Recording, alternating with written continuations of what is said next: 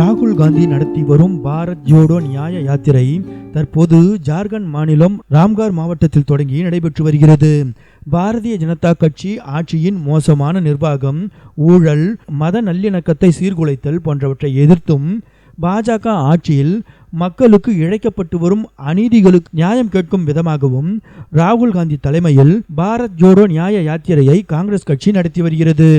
ஜனவரி 14ஆம் தேதி மணிப்பூரில் தொடங்கிய பாரத் ஜோடோ நியாய யாத்திரை 15 மாநிலங்களில் உள்ள 110 மாவட்டங்கள் வழியாக 67 நாட்களில் சுமார் 6713 கிலோமீட்டர் தொலைவுக்கு பயணித்து வரும் மார்ச் 20ஆம் தேதி மும்பை மாநகரில் முடிவடைய உள்ளது.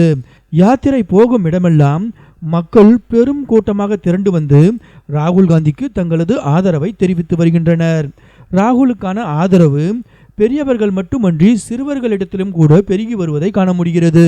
அந்த வகையில் ஜார்க்கண்ட் மாநிலத்தில் சென்று கொண்டிருந்த ராகுலின் யாத்திரையை சிறிது நேரம் நிறுத்துமாறு சிறுவர்கள் மூவர் கேட்டுக்கொண்டதை தொடர்ந்து ராகுல் காந்தி யாத்திரை வாகனத்தை நிறுத்தச் சொன்னார். கூட்டத்திற்குள் புகுந்த சிறுவர்கள் மூவரும் ராகுலின் வாகனத்தின் மீது ஏறி அவரிடம் தாங்கள் கையில் வைத்திருந்த ஒரு பொருளை கொடுத்தனர்.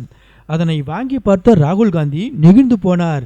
ஏனெனில் சிறுவர்கள் மூவரும் கொடுத்த அந்த பொருள் உண்டியலாகும். நீண்ட நாட்களாக தாங்கள் சேர்த்து வைத்திருந்த காசுகளை அந்த சிறுவர்கள் பாரத் ஜோடோ யாத்திரைக்கு நன்கொடையாக வழங்கினர்.